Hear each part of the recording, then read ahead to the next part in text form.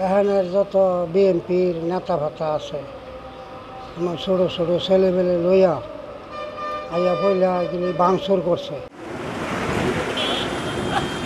ধ্বংসযজ্ঞের ভয়াবহ এ চিত্র গত ১৯ জুলাই নরসিংদী শহরের ভোলানগরের জেলখানা মোড়ের।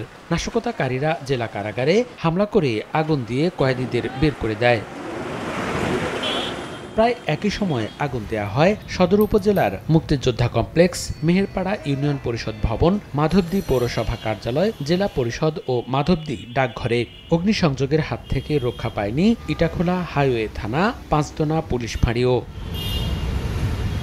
এছাড়া নরসিংদী কৃষি বিপণন কার্যালয় সহ বেশ কিছু স্থাপনায় ভাঙচুর করা হয়। নাশকতায় জড়িতরা বিএনপি জামাত শিবিরের কর্মী বলে দাবি ভুক্তভোগীদের। যত বিএনপির নেতা ভাতা আছে আমার ছোট ছোট ছেলেমেলে লইয়া আইয়া পয়লা গেলে ভাঙচুর করছে। অফিসের যত কাগজপত্র, জরুরি কাগজপত্র, ডকুমেন্ট ছিল সবগুলোই পুরাই ফেলছে। নগদের কাছে সব গ্রাহকই প্রিয়, তাই তো সারা দেশে ক্যাশ আউট চার্জ সবচেয়ে কম।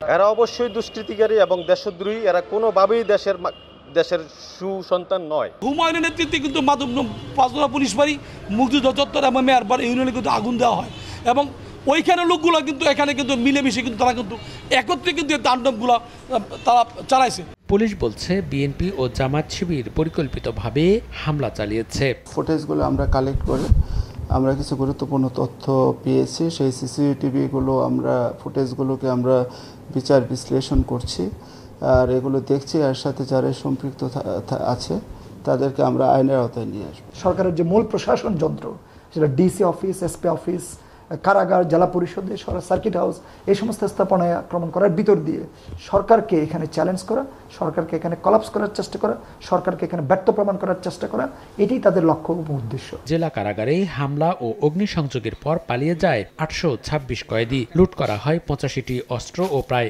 ৮,০০০ গুলি। এখন পর্যন্ত ৪৬৪ জন কয়েদি আত্মসমর্পণ করেছে। সময় সংবাদ, নরসিংদী।